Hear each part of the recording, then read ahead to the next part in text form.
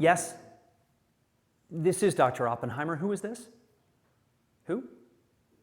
Do I know you? Yes, that is here. Mr. Higgins, I have to ask, how did you get this number? I wish she hadn't. I don't give interviews, even when the journalist is thorough enough to send the questions in advance. Mr. Higgins, I gather from your cover letter that you know I'm dying. Multiple cancers now. I was always a smoker. They say that has something to do with it. I have maybe 6 weeks of voice left, maybe less. I have a meeting today with my wife and children, a few others, a family meeting, if you want to call it that, while there is still voice. So I will save my voice for me and for them. I'm sorry, I was never comfortable giving interviews. I only gave them when government or government agencies said I had to. I never sought it out, even when I was vilified. I'm not leaving any papers or journals to give any of you any insight. There'll be a few old letters, a huge collection of scientific papers, but that's it. I will read your questions, perhaps answer in writing to one or two, but that's it. Certainly no face-to-face or phone interviews in this meeting today. Thank you.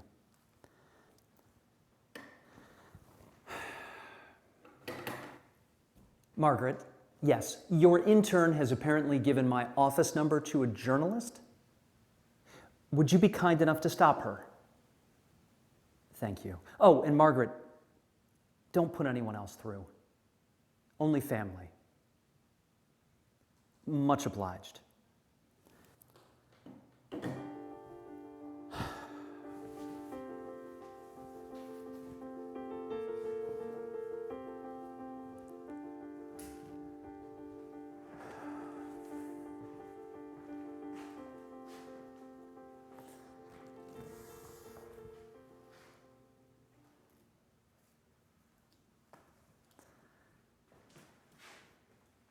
Close the cover before striking.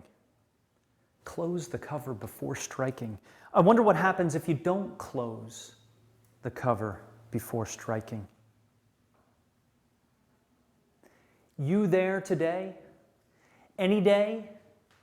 It's the Jew. I don't believe in Jesus. And I don't believe in you most days. The rest of the time, I don't know. I toy with you as an idea. I don't know if you're life, but I know that you're death. I bet you think I'm going to light this cigarette, even when they told me it would hasten my death. Well, I won't. Especially not today when I have to hold forth in front of family. No. But I miss cigarettes. Having them dangle dramatically from my lips, using them to gesture with my hands, just having something for my hands to do. No, I won't light it. But I will put it in my mouth.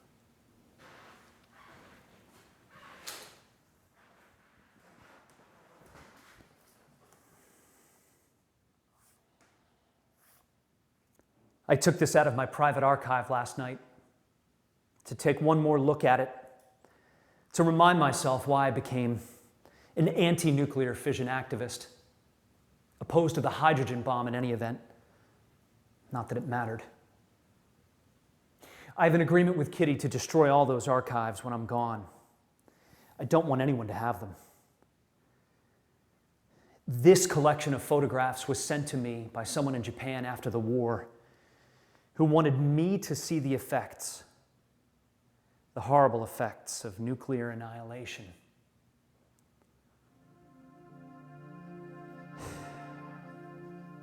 The photographs are stunning. They are grotesque. This is why I know you're not there. You should have told me to close the cover before striking. You should have had me do that. That was in your power. No, you had to let me have my triumph, my science over the future, the actual living people, the Manhattan Project. And I thought for a time, and you knew it if you're there, that the detonation of the bombs might very well ignite the whole world. And you also knew, if you're there, that I would never regret my work. And I don't. Working an idea, a theory, making it become a reality. I don't have words for that kind of elation. Still, that was in your power. You should have had me do that. You should have had me close the cover before striking.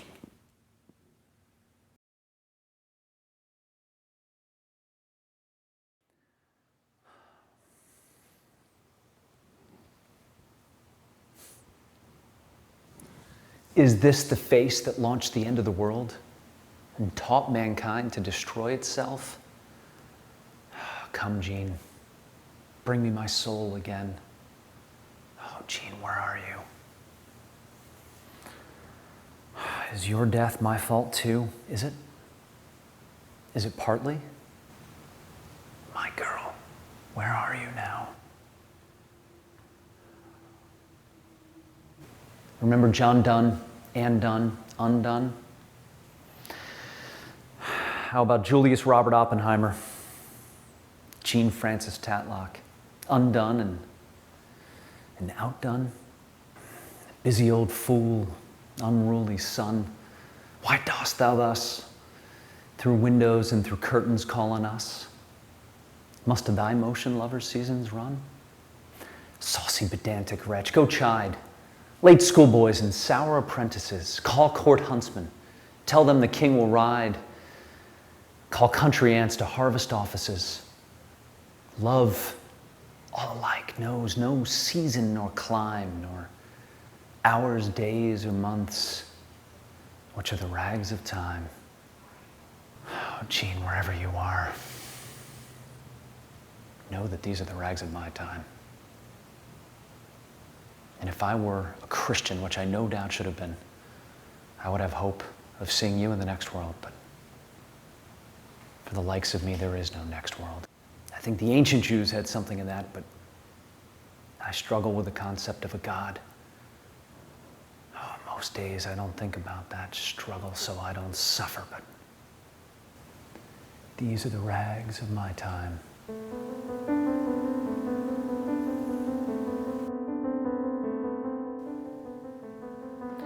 I am tempted to light up. Oh, if you're there, give me power. Not the power not to smoke. Maybe some of that. No, the power to get through all this.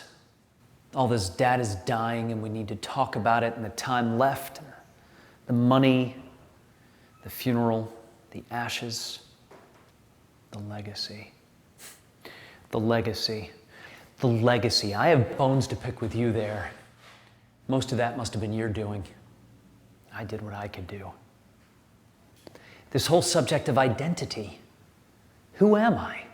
I call myself the Jew, but I'm not even that. I had one Gentile grandmother. I'm a mutt.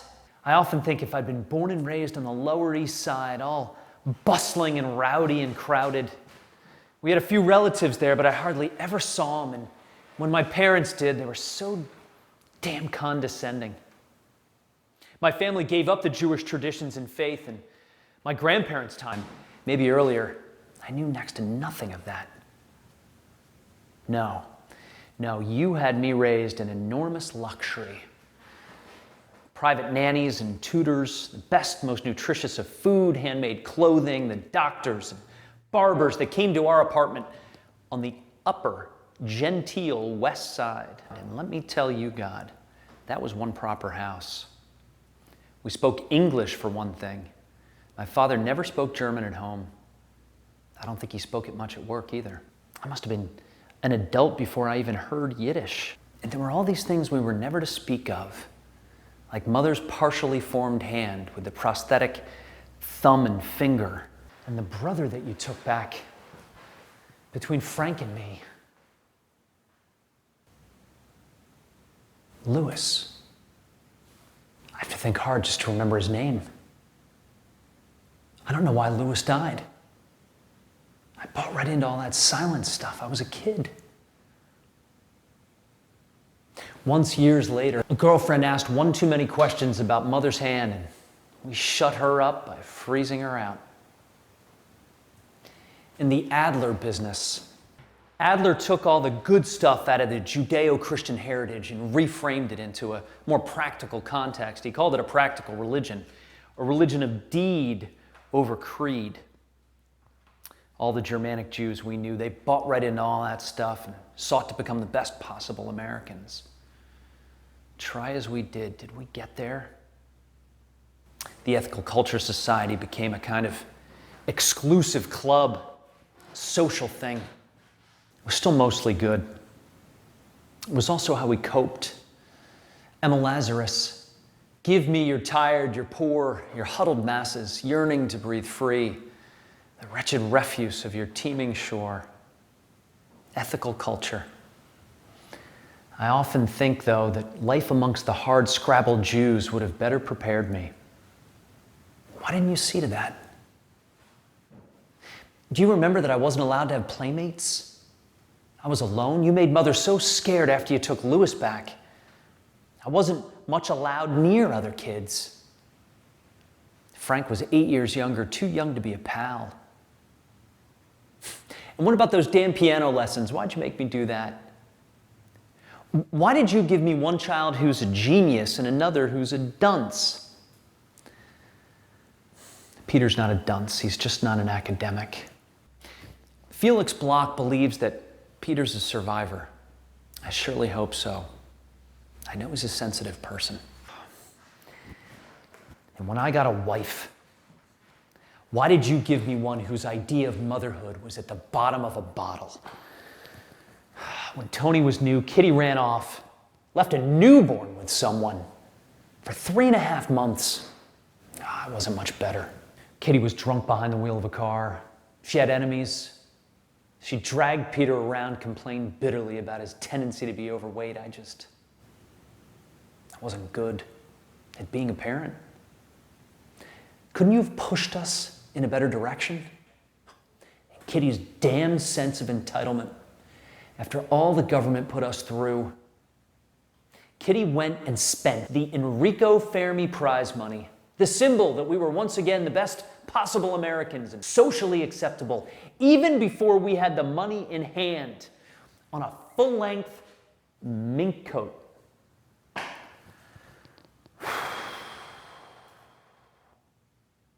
I suppose I'm angry, off and on, that the Manhattan Project was a success. I'm happy that it ended the war, but angry about the trade-off. When I learned what was happening to Jews abroad, I was horrified. You'll remember I had a hard enough time of it with Hebrewism as a student in Germany before the war, even at Harvard before that. But Einstein told me that his graduate students told him that from 1945 on, hope for a new day, hope for progress, hope for a better tomorrow, nearly disappears from literature. I try not to think about the destruction of Hiroshima and Nagasaki, but I think about the loss of hope. That is at my gate. I hate that distinction.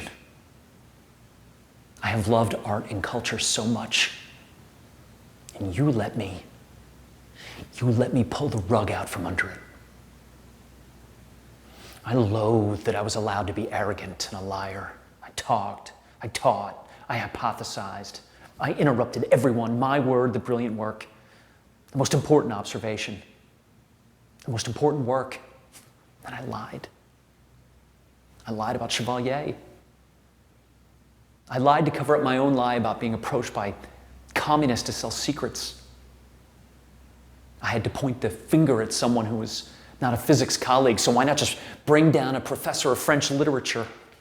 Did the Ethical Culture Society training help me there? No, you needed to do it. You needed to stop me. You needed to remind me of the humanity of another living person. You needed to stop me. You needed to stop me.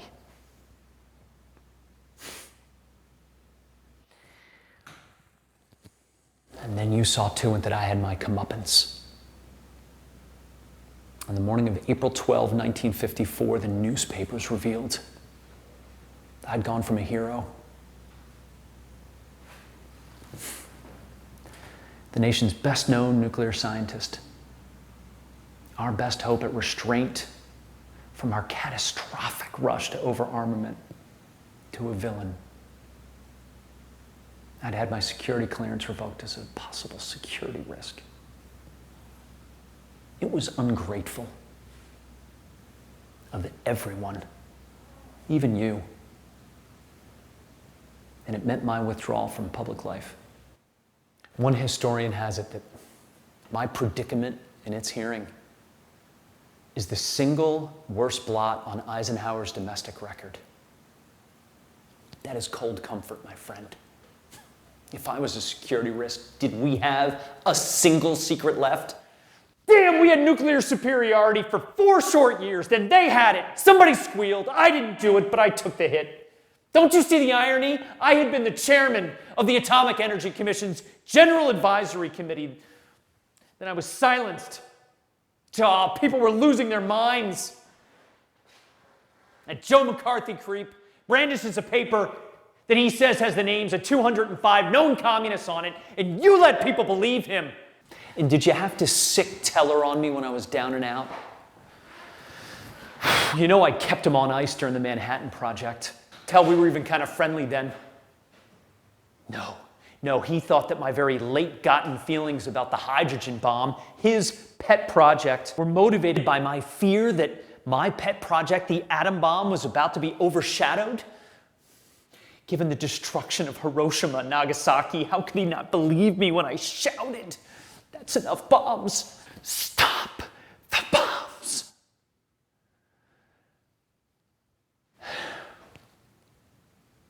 He had to turn it into some ugly personal vendetta. And then jump in the picture for the New York Times when I'm reclaimed a hero by Johnson. At least you let them photograph Kitty glaring at him. Why? Why? Oh. If you're there, I should not be talking like this. It's because I'm dying. I wouldn't want you to think I'm not grateful too. Because I am. On the rare, very rare occasions when I count my blessings, I am grateful for Benjamin Oppenheimer. Although somewhat akin to a peasant, he was also a proud European, and the one that gave me the minerals collection labeled in Latin and in Greek that became my whole start in the sciences. That was such an important turning point for me. Up until then, I had always answered poet or painter when somebody asked me, "What do you want to be when you grow up?" I am so grateful for physics. I once told Frank I needed physics more than friends. I'm grateful for my teachers, all but 1 or 2, my mentors, my colleagues, the projects, my intellect, my students. I'm even grateful for Truman and Eisenhower. More Truman than Eisenhower. I'm very grateful that you gave me the honor of my name back later in Kennedy and Johnson's time. You knew that I was attracted to politically astute, intellectual, beautiful, married women. And you let me escape with my name and hide intact most times. I got in a lot of trouble with that. Linus Pauling cut ties with me so fast after Ava, we never got to discuss his holy vitamin C.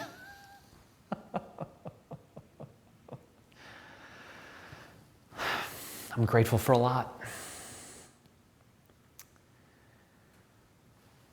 And I'm sorry. I'm sorry that I have been so tormented and so heavily flawed. That must have been harder for you than for me.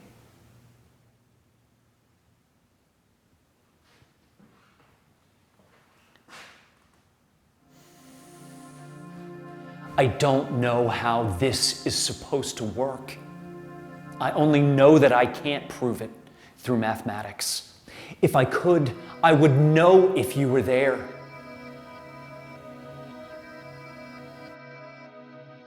At present, there are several problems most pressing of solutions. The relationship of the tau meson and the theta meson. Why the antiproton interacts with such a large cross-section of nuclei. Whether we can understand the scattering of pions and S states. At present, we have two heavy mesons, tau and theta, with identical masses and identical lifetimes, yet opposite parities. If any of you have any thoughts on this, you may drop me a note in the office fishbowl. I'm sure someday we'll all have to give papers on this. You have your assignments and projects. The due dates are engraved in stone as on the syllabus. I will see you in the laboratories. If any of you need me before the next class, contact me. Mr. Lee, if I can see you in my office, I would like to discuss your findings. Thank you, class. Sit, please, sit. I intend to. I'm on a mission, Lee, very late in my career, to get to know my students better, to get to know them as human beings. I had a couple of excellent models for that once. No. Excellent models the best, but not long-lived. Yu and Yang have suggested looking for violations of parity in beta decay and the release of electrons from a radioactive substance such as cobalt-60. I would follow that up. See what you can discover. We have the resources here. Lee, the real reason I wanted to see you was to encourage you as a teacher. I have maybe 10 years of teaching left, maybe less. I may not teach at all. It took me years to know how to teach, to understand how other people's minds, other than mine, apprehend information. I'm told early in my teaching that I was arrogant and needlessly obscure, especially in Germany. They write course evaluations over there. Even advanced students said awful things, that they hadn't learned anything at all. Gradually that changed. I did not set out to be the world's top nuclear scientist, and I did not set out to win a Nobel Prize, despite what some may say. Yes, I have been nominated twice, in 1945 and in 1951. I don't think I can ever win. My gift to humanity is too heavy. I overheard you explaining the role of our theoretical physics to young Miller. I think even advanced students have a hard time with it. And with the math, although I'm no whiz kid there, people are always pointing out errors in my computation. I enjoyed your patient explaining as our science as a branch of physics that employs mathematical models and abstractions of physical systems to explain and predict natural phenomena. Dr. Einstein would have been nothing without us, and he enjoyed pointing out errors in my equations. Lee, we must make more humane what we teach the young physicist. More detailed, more robust. What we say, what we think of the man and woman of art and letter. If we're to contribute to our common cultural experience, there has to be an understanding that all these things meet somewhere. Roger Bacon. Roger Bacon was wrong to turn the world onto the absolute value of empiricism. That was wrong. Maybe I was wrong in naming our test site Trinity after John Donne's poem. In many ways, I was trying to refute Bacon. You can do that. You can do that better than I. So what makes a great teacher? I've had several. Two so outstanding, I don't have words. Herbert Winslow Smith, who became my mentor at the Ethical Culture Society. and remained my mentor his whole life. He encouraged me. He did not make me feel like I was an intellectual freak. When I thought I was going to be a writer, he patiently read through my short stories. I can hardly believe he stayed the course. The stories were bad. They were juvenile. Still, he encouraged me.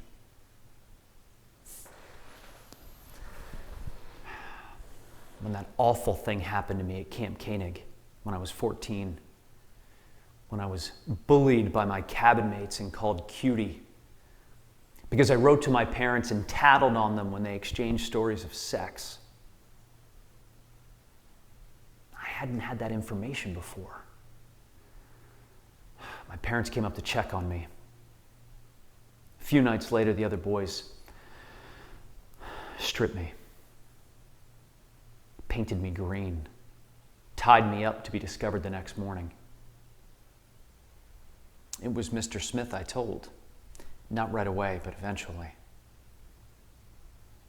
He convinced me my whole life would not be dominated by that one incident, that I wasn't bad. I just needed to learn to play it closer to the vest. He basically showed me how to do that. He taught me far more than literature. And Dr. Paul Ehrenfest, he was my teacher. I did a postdoc with him. He was not concerned with my errors in mathematical computation, although we sought to correct them. No. He was concerned with clarity, with genuine comprehension. Ehrenfest worried about his graduate students, actually worried about them. Had they been properly mentored by important physicists and chemists? Did they have enough letters of recommendation in their file? Were they getting enough to eat? Were they getting employed? Were they happy? I never thought about my students like that. I thought any student of mine would go on no matter what I said or did. Not much was happening in Leiden with Ehrenfest at the time, or so I thought. I moved on. I've often wondered if I had listened more, if I had been more sensitive, would I have known what was about to happen? Ehrenfest thought that physics as theory was getting lost. I thought that was temporary. I was wrong. His letters after that still retained a bit of a joke. He could be charming and amusing. Ehrenfest always worried about his youngest son, Vasek, who had Down syndrome.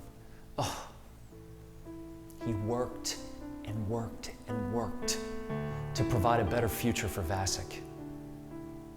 But the world was such a different place then.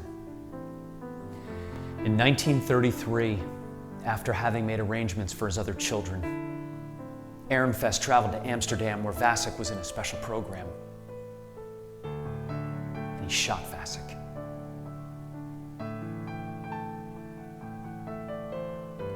He shot himself.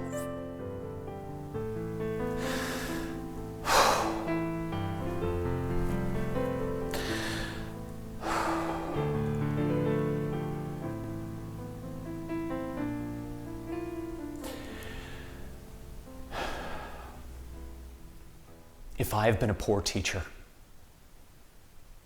then the time that is left for me as a teacher must be dedicated to the models of Herbert Winslow Smith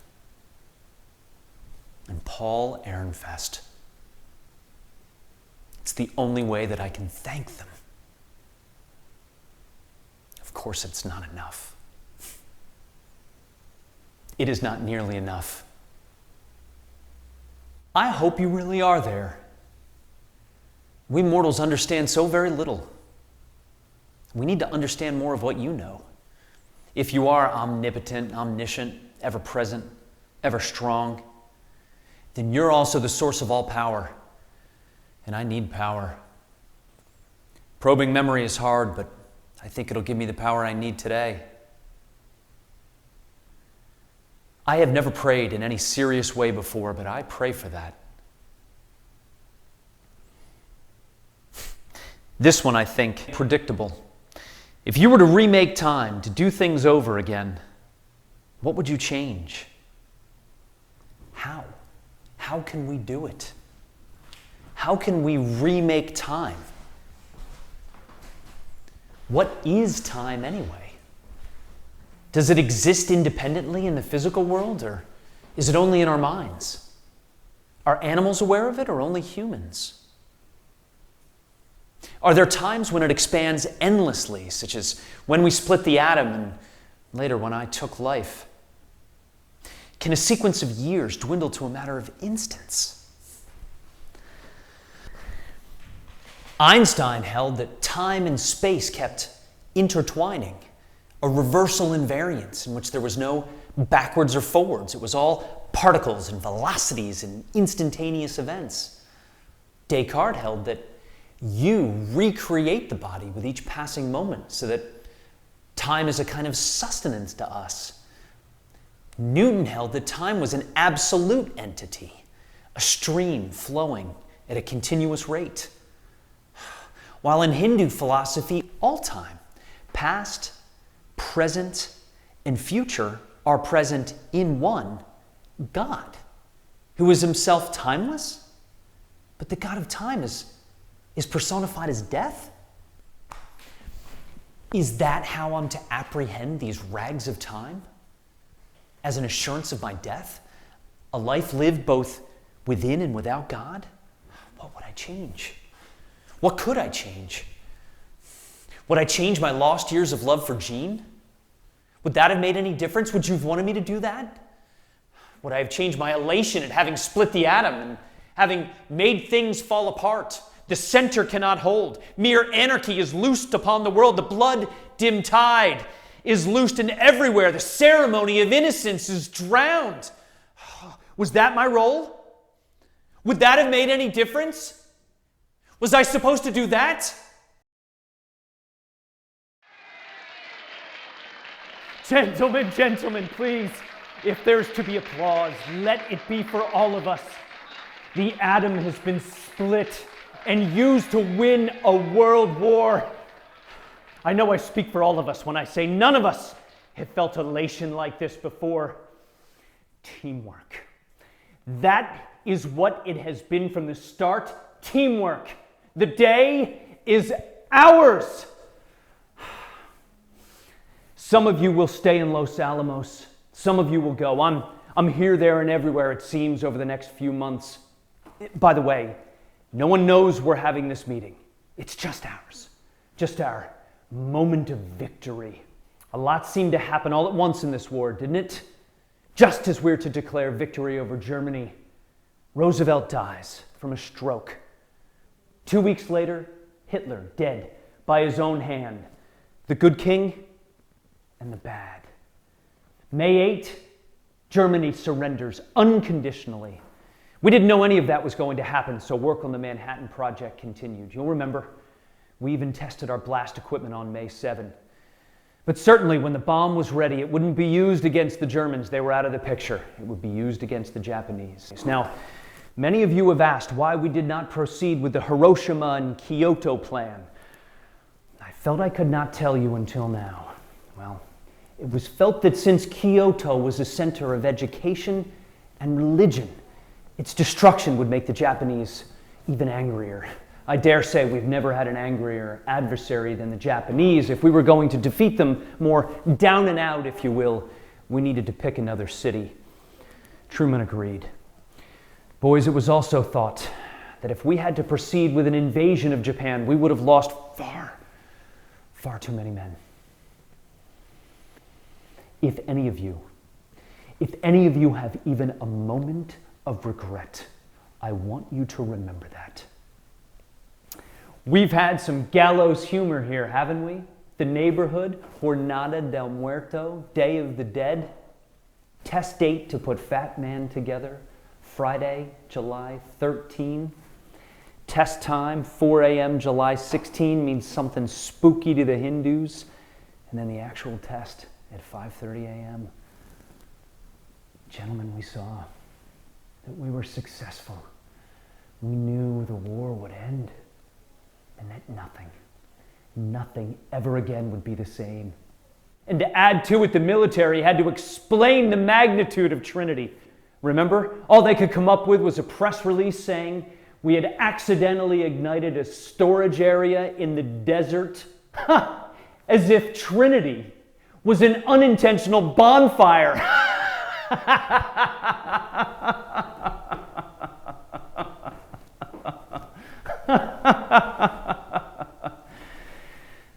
They picked up our radioactive fallout 120 miles away, and the white heat blast was seen 200 miles away. They were trying to hide the Rocky Mountains. And the rest of it we know.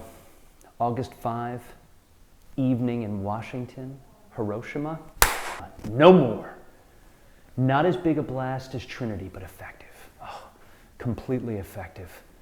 August 9, Nagasaki, another fat man. Again, completely effective. August 14, end of story. Lads, if it hadn't been, we would have had to build more bombs. We were fresh out. I thought you'd want to hear this. This was written to me by Rossi Lamonitz, a former student of mine. Also one of the infantrymen who would have had to land on those Japanese beaches if they hadn't dropped our bombs. Hey, Oppie, you're about the best loved man in these parts. As are we all. My only regret is that we didn't get it done in time to use on the Germans. So you think I would have changed that? Never. I would have never changed that. That would have been up to you. And I don't think I would have changed anything with Jean. Except I would have implored you to let her live a longer life, and perhaps a more realized one. Once on my travels, I happened into an abandoned Hindu temple. There was an inscription on the wall I could not read. I asked a man nearby what it said. He told me it read, "And God has the last laugh."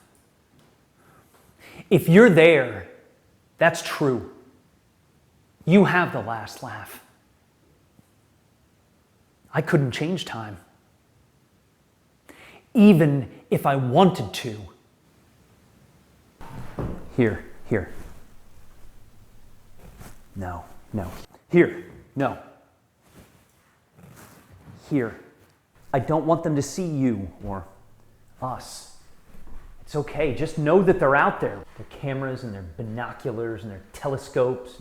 I'm supposed to be in Los Alamos, and I'm here. Gina, I've been followed and scrutinized for a while, and whether you know it or not, you have been too. And that's because of me, and I'm sorry.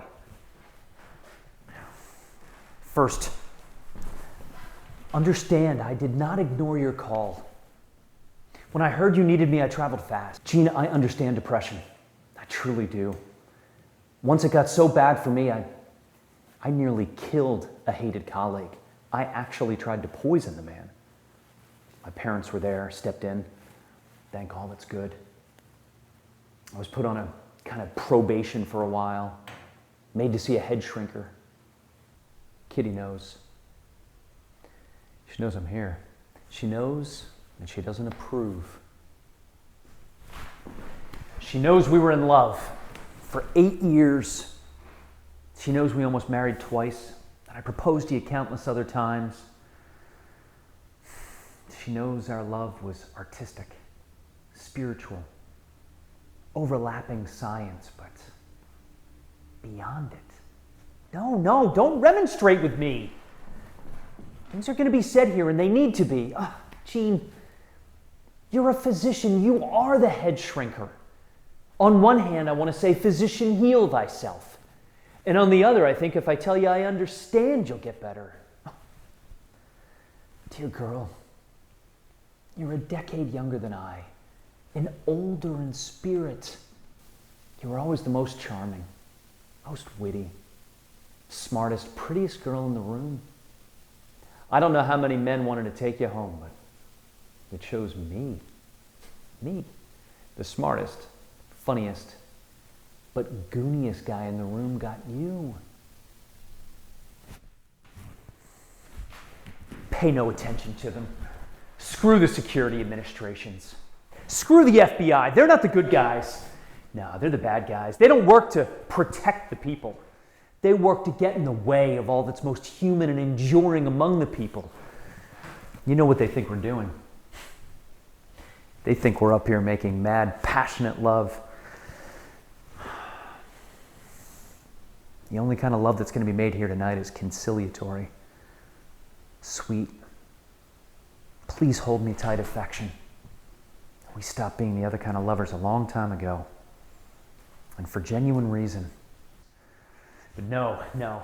They're going to say I'm an adulterer, a security risk, cohabiting with a known communist. I don't care! I think the reason behind the depressions, and I mean both yours and mine, is that there was no proper coda to our relationship, our protracted relationship. Technically, you broke it off. You knew I'd go that way. Oh, it got messy for me after. I threw myself into Kitty's arms, although she was married. She got pregnant. Her husband knew it was my child, but refused to go quietly. She got a fast divorce. We married. Our child was born. Oh, messy. But it was balm in Gilead for a sore heart. You killed me, girl. Oh, it wasn't your fault, Jean. It wasn't anybody's fault. They always seemed to happen when we were most happy. Just might make it to the courthouse to marry. I was puzzled. I was angry. And then you'd be back, as if nothing had happened. There was also this glitch. I hardly noticed it at first. I was so euphoric. I'm not going to be clinical here. You're the physician. I'm just going to be emotional. That moment when a man and a woman couple, the bonds between them are reinforced, total communication occurs, intimacy is at its zenith. Oh, I thought it was sublime. You and me, we were always the perfect yin and yang together. My satisfaction was complete. Yours, to a point. Remember? We considered John Donne's The Good Morrow together. Remember? And now good morrow to our waking souls, which watch not one another out of fear. Love. Love all other senses control and make one little room and everywhere. Oh, I was in the moment fully. You? Sometimes, perhaps? No. It was as if something was holding you back, or you were holding back. I didn't know what it was. Then I sensed it finally. Then I knew. We were at Frank and Jackie's, their communist group. Frank always thought I went for him, the good brother. I went just as much for Jackie. She was such an eccentric. Communism suited her. I often wondered if she had any friends outside of that group. Communism, the vast intellectual frontier, a subject about which we could discourse endlessly when we thought the New Deal hadn't gone far enough and was wrapped up in our minds with the war in Spain, to which we gave money. Kitty gave a husband. Communism. A form of government that failed because it could not square with human psychology, even then. A graduate student of mine was speaking that night. The woman had on a red knit dress, kind of swung out. I watched her walk across the room, and then I watched you watch her walk across the room. You were besotted. You wanted her. Jean, it doesn't matter. I don't care if you ever acted on those feelings or not. It doesn't matter, but it changed the game. It meant there were rivals or potential rivals. I understood, finally. I understand why you couldn't commit. Look, I've never had feelings like that for other men. I needed all of your feelings to be for me. I needed to be the one. Oh, broke my heart. I loved you then. I love you now. It just couldn't be the same for me after the realization. Gene, it's not wrong. It's what it is. Live your life, and I will live mine. Gene, Dunn considered the same-sex attraction, do you remember? Hand to strange hand, lip to lip, none denies. Why should they, breast to breast or thighs to thighs? Likeness. Likeness begets such strange self-flattery. When touching myself, all seems done to thee. Gene, if good Dr. Dunn thought of it, can it be so wrong for you? Hello, Leonard. First floor. Leonard, it's good to see you. I'm glad we're alone here. You are one of the few people I know who was never a member of the Communist Party. I was not. They made ample use of my money. I always assume you're wearing a wire when I see you. Domestic issues should be safe. We both know someone is recording this, even if you're not wearing a wire. I hope your adult children are thriving in their careers and your wife is happy at last. No, I can't say the same for me. Kitty, our on-again, off-again marriage. Her depressions, my depressions. The parenthood of adult children caught up in the conundrum of my life and legacy, if you want to call it that. Worry. Worry, worry. The one I'm worried about most at present is Tony, my exotically beautiful daughter with a glass constitution. She reminds me of my mother. I think Mother had a glass constitution when she was younger. The sought-after painter who could only paint with one hand because that was all she had. Talent, lots of it. Intellect, most assuredly. My father loved her, but I don't think she much liked herself. Pity. Tony. Tony is brilliant. Beautiful, reserved, but ambitious. That's the rub. She is one of the most outstanding linguistic scholars of our time, and she cannot get a real job because of me. She's been called a communist herself, or at least a socialist. I don't think she even heard those terms until she was 10 years old. Her brother Peter once told me that he believes his sister knows a language, just knows it, when she's only listened to it for half an hour. All of it. With all its nuance and subtext. And he also held that she could duplicate all of its sounds with its diphthongs and precise cadence. She doesn't much want to teach, no.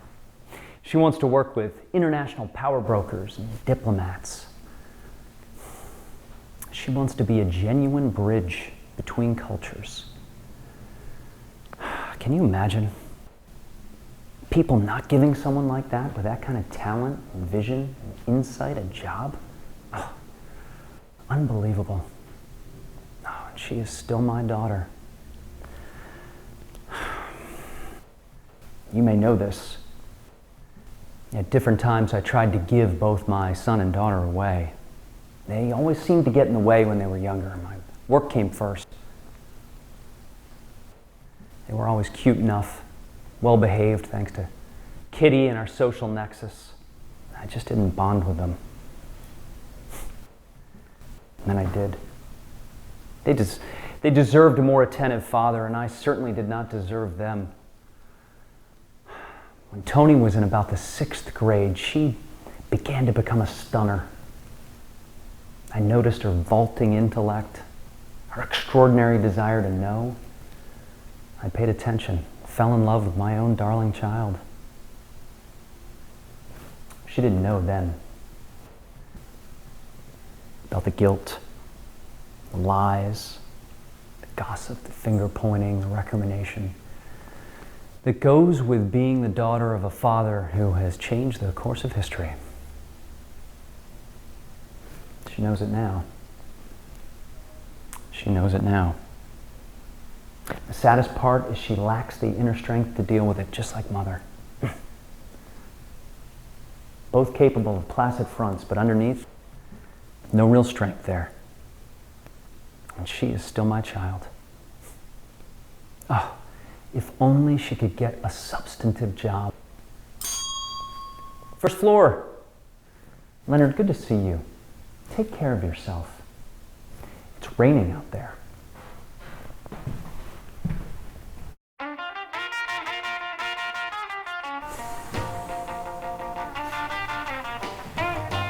Where to? Anywhere? Okay.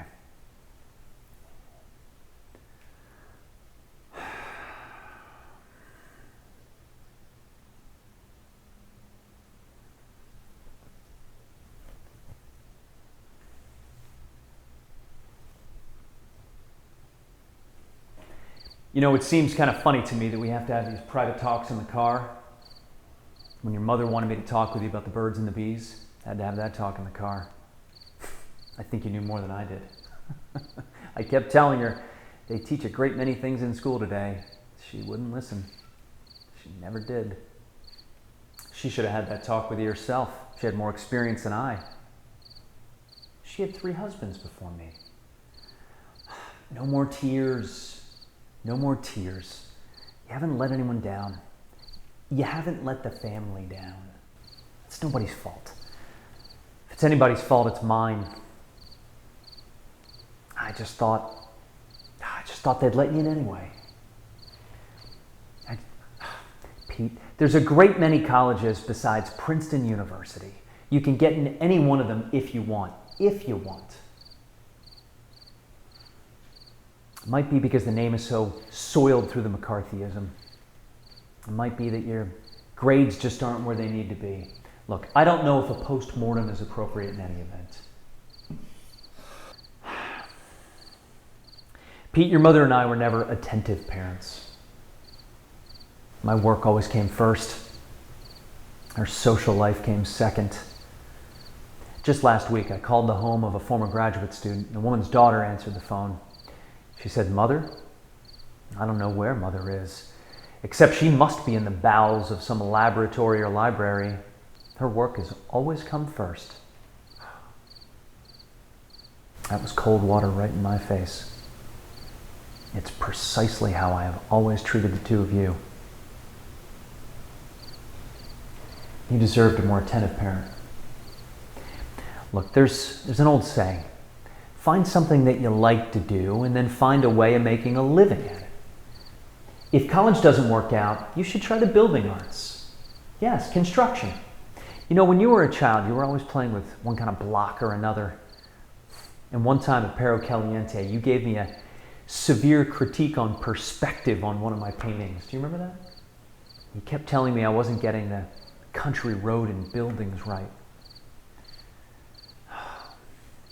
We always had such good times at Perro Caliente. It's where we went when we needed the pressure off. Riding horseback, fishing, swimming, discovering history firsthand. It's where your Uncle Frank and I became closer than brothers, the better part of a decade apart. We became best friends. You had your own friends there. Always so happy there. You have to go on. You know, I think if they're going to be grandchildren, they're going to come from you. I don't know why. I think Tony will marry, but if they're going to be grandchildren, I think they'll come from you. Change the name, shorten it if it'll help. But if you do, you won't have a conversation starter. The ideal situation would be for us to have an in-house historian. You want to tell our story. If you want, when you want, but don't write it down. Tell it to people.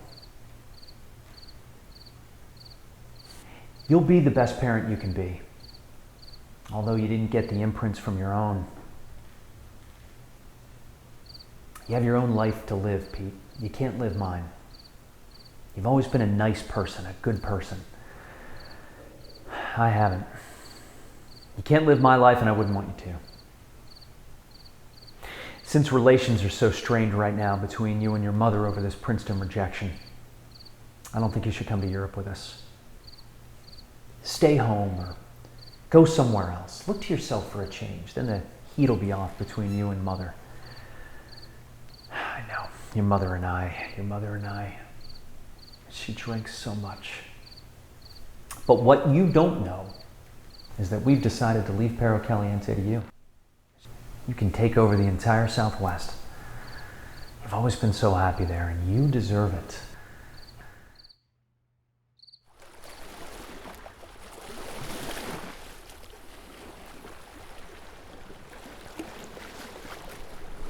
This is the life. St. John, the Virgin Islands, our other hideaway.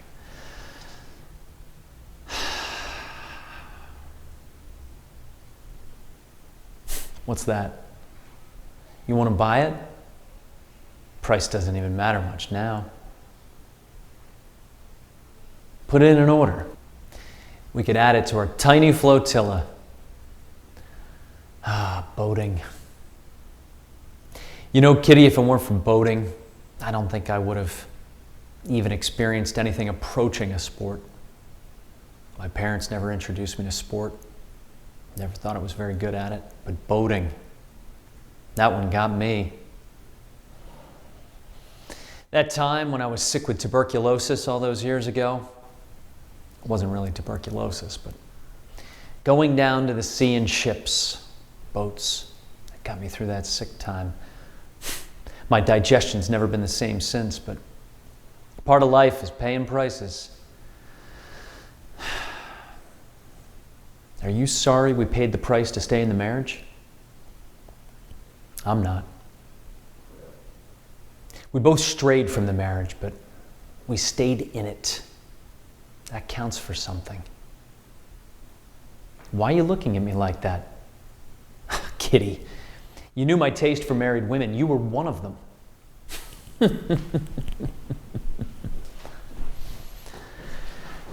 You know, Kitty, I have this theory about you.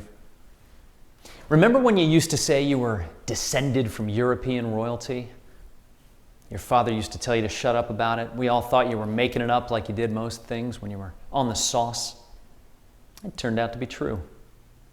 You thought you were a princess in disguise and just wanted to be a princess for real.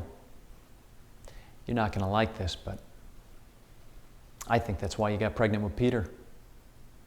By marrying me and having some celebrity conferred on you, you got closer to being a princess. It's just some silly theory. I'm sort of free associating here. There are things that could have been better. A princess could have gotten along with her sister-in-law. You and Jackie hated each other. A princess could have had sustained and sustaining friendships. Nope, not in the cards. You always had plenty of help around the house, but I don't think you much liked the children.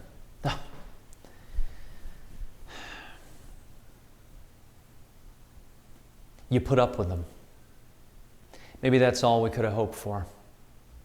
My own parents weren't on the scene as much as we were. That counts for something. You know, I don't know if you know it, but I think there were times when you wanted me to choose between you and them, especially Peter. That time when you were so angry with him about the rejection by admissions at Princeton, didn't want him to come to Europe with us. It seemed like you wanted to punish him. I went along with it.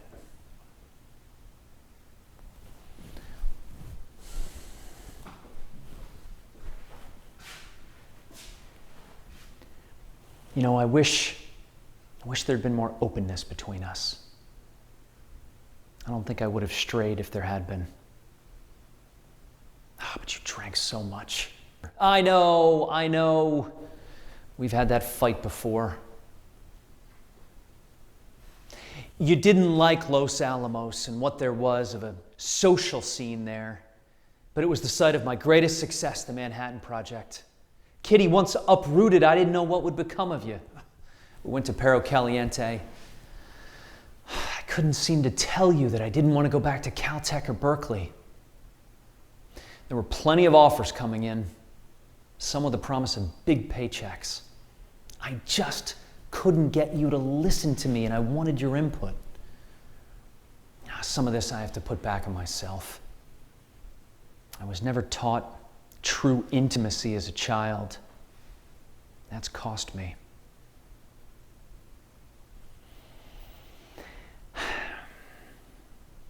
You know, with all the dark years and the spying, I'm glad there were things that we could laugh about. Remember the tapped phone lines? Once, I was out of town, we were on the phone. I heard a click, I thought we were disconnected. I said, "Dear, you still there?" He said, "Yes." I said, "The FBI must have just hung up then." We both burst out laughing. They must have enjoyed that. Kitty. The big one. I am so grateful that you never asked me to apologize for Hiroshima and Nagasaki. You knew I saw it as my life's work. I don't think most women would have understood that. You always encouraged my interest in physics, no matter what other people thought. You knew it was the blood in my veins. Thank you.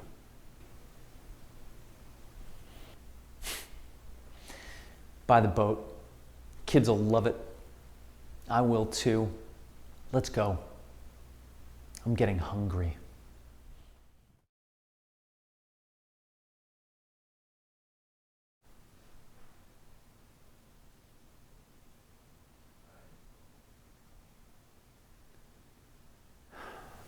Mr. Higgins, I don't think I can write all this down. And I don't know if this answers your questions. Maybe this just gets us closer to the questions. I can't do the math. Is there even math for this? So where does that leave us? With that number I did on myself on film? I am become death, destroyer of worlds. In Sanskrit, death and time are the same. We've established that here. So I am the all-powerful time which destroys all things, or death am I present task destruction? Look, pal, I can't destroy or deconstruct anything in there. No. Today I need the gift of life. Or as one of my old mentors used to say, give us some of that elan vital.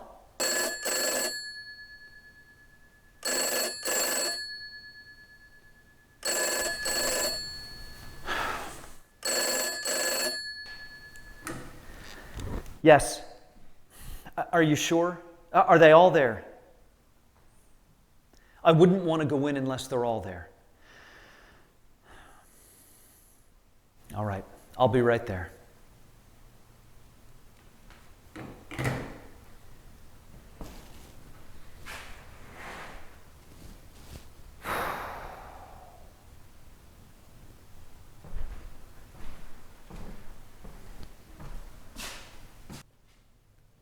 Oh, the hell with it. What difference could it possibly make?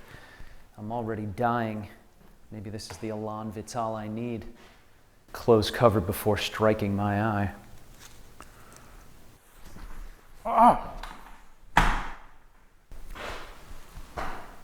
Close cover before striking. I should understand this. I am a physicist. And God has the last laugh. Physics. Metaphysics. I salute you if you are there. Apparently you are having the last laugh. Now how about giving me something really good just this once?